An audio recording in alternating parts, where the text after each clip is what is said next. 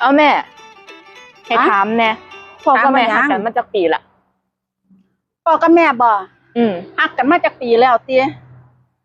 ลูกได้จากปีแล้วสนะปี 22 ปีนี่เอ้าก่อนสิได้ลูกพ่อกับแม่ก็อยู่นำกันมา5 ปีก่อนเด้จังได้ลูกเป็นจักปีแล้วสนะ 27ตัวสัน 27 ปี เอ้าบอกแล้วแน่สันนะมีเคล็ดลับอีหยังคือหักกันโดนแท้ เคล็ดลับบ่ลูก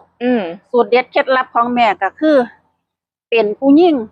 ต้องตัวเก่ง เอาคือวางสัน เอ้าก็ส่วนตัวเป็นผู้หญิงต้องตัวเก่งลูกอีกอย่างหนึ่งสูตรเด็ดเคล็ดลับอีหลีเอาไปใส่ได้เลยเด้อย่อง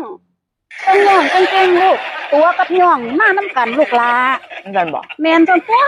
เห็นว่าเมื่อคืนเนี่ย ลูกเห็นบ่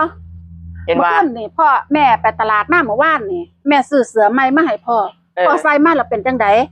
เป็นไง เอ้าพ่อใส่มาแล้วเป็นจังได เป็น เป็นตะเบิงบ่ บ่ บ่ เออ อายุอัญญะอยู่บ่ เออ พ่อถามแม่ว่าจังไดบัดนี้ รอบอพะนะ แล้วแม่ตอบว่าจังได รอ แม่ตอบว่าสุดรอ พ่อจะยิ้มบ่บัดนี้ เออ เออแปลว่าพ่อมักให้ย่อง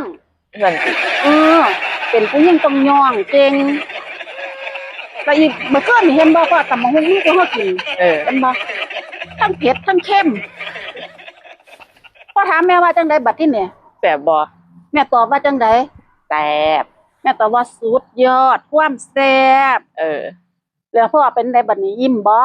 เออ ยิ้มอยู่ พ่อก็ยิ้มพ่อดีใจบ่บัดนี้ ดีใจสัก ดีบ่บัดนี้ เลิศ นานทั้งดีทั้งเลิศเห็นบ่เป็นผู้หญิง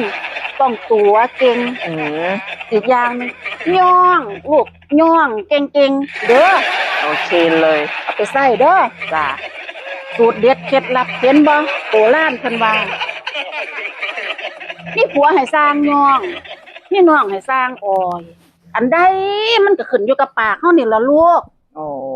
จักสันติ แม่นย่องเอาบ่ต้องเฮ็ดเวียกเลยเฮาย่องเอาย่องใส่อุ้ยเห็นบ่พุ่นน่ะเคลียร์เขาอยู่ผู้เดียวบึ้มๆอยู่พุ่นน่ะ